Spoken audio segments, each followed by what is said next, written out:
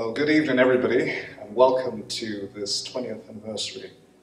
Well, 2 years ago, we founded the BNLF JLD, and to quote the former High Commissioner, His Excellency George Pintadi, it was established to provide a platform for the future QCs and SANs of Nigeria and also here in the UK.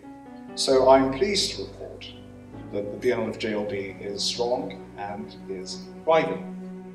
So, as has been mentioned by my successors, we've had a very productive year. And this really is down to three things that we aim to achieve.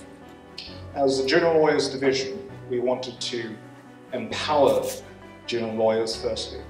Secondly, we wanted to forge successful relationships and partnerships. And thirdly, we were very ambitious about being a global voice.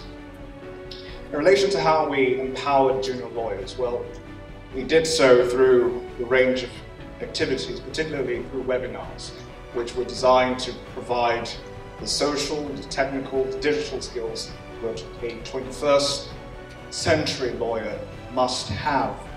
And we've been very successful in delivering different programs ranging from professional etiquette to substantive issues in law.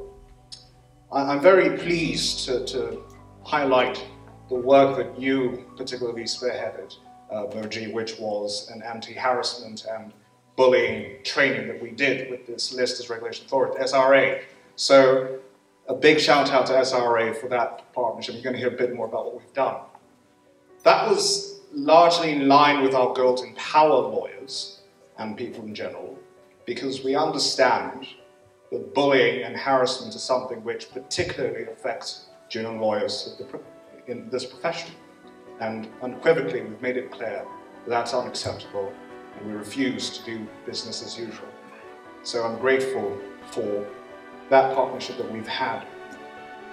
The next strand of what we did was to forge successful relationships, and we've done so through partnerships with law schools, with legal regulators, both here in the UK as well as Nigeria, with businesses. And in fact, we've even transcended to partner with the diplomatic community and international organizations and courts, like the African Union, the International Criminal Court, the International Court of Justice, etc.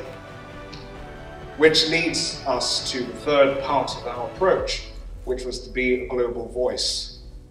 Now, 2 years ago, I was privileged to sit here on this stage, to stand here rather on this stage, and say that we, the future of the legal profession, have to be not a trophy, but a tool for justice. And that's what the Junior Lawyers Division is trying to do. So part of how we've done that is to empower junior lawyers across the world. For example, we've had a program called Human Rights and the Role of Junior Lawyers, where we had junior lawyers who specialize in human rights talk about the work that they do, which makes a difference in the legal profession. It's why after the SARS tragedy, we organized a training program for effect,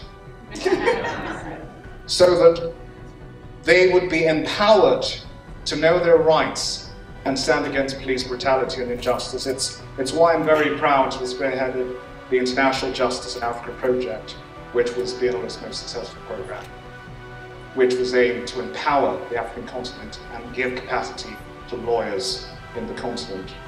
And so this has all been part of our goal to make sure that we are a tool for justice. Now, I'm very pleased that I have wonderful successors here who are going to do fantastic jobs, and so I now give the mic to Moji to talk about the future of the legal profession.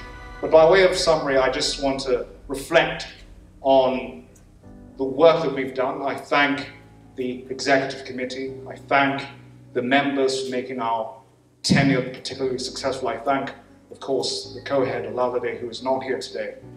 And I remember 20 years ago, well, I wasn't there, but I imagine 20 years ago, when the founders came together, they would have been proud of this moment. And I am very pleased to say the future, the legal profession, and BNLF is in safe hands. Thank you.